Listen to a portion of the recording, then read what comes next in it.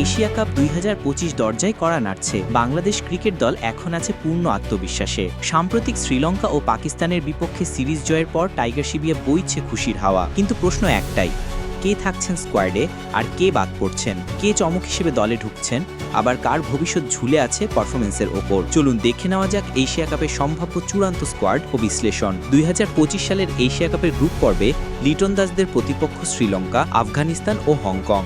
Super ফোরে উঠতে হলে টাইগারদের দিতে হবে কঠিন পরীক্ষা, তাই চূড়ান্ত স্কোয়াড গঠনে ব্যস্ত নির্বাচকরা। সবশেষ শ্রীলঙ্কা ও পাকিস্তান সিরিজে জয় পাওয়ায় দল আছে দারুণ ছন্দে। এই দুই সিরিজে যারা ভালো খেলেছেন তাদেরই দেখা যাবে স্কোয়াডে, তবে যারা ব্যর্থ হয়েছেন তারা আছেন বাদ পড়ার শঙ্কায়।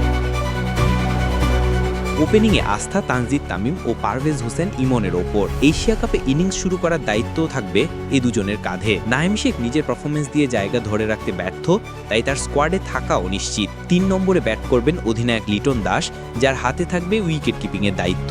মিডল অর্ডারে শামীম পাটোয়ারি ও জাকের আলী নিজেদের যোগ্যতা প্রমাণ করেছেন। শামীমের পার্ট টাইম বোলিং এবং জাকেরের ব্যাকআপ উইকেট কিপার হিসেবে দক্ষতা তাদের স্কোয়াডে রাখবে। একটি চমক হতে পারেন নুরুল হাসান সোহান। দেশের অন্যতম সেরা উইকেট কিপার হিসেবে সাম্প্রতিক ঘরোয়া ক্রিকেটে এবং গ্লোবাল সুপার লিগে ভালো করেছেন, তাই তিনিও থাকতে পারেন স্কোয়াডে। অলরাউন্ডার মেহেদী হাসান মিরাজ ব্যাট হাতে টানা খারাপ পারফর্ম করছেন, তাই তার জায়গা নিয়ে শঙ্কা আছে। তবে শেখ মেহেদী ও রিশাদ হাসান স্পিন বিভাগে অবিচ্ছেদ্য। বাঁহাতি স্পিনার হিসেবে নাসুম আহমেদের সুযোগ রয়েছে। পেস বিভাগে মুস্তাফিজুর রহমান, তাসকিন আহমেদ ও শরীফুল ইসলাম থাকবেন মূল ভরসা। মোহাম্মদ সাইফুদ্দিন থাকবে, ব্যাটিং গভীরতা বাড়বে।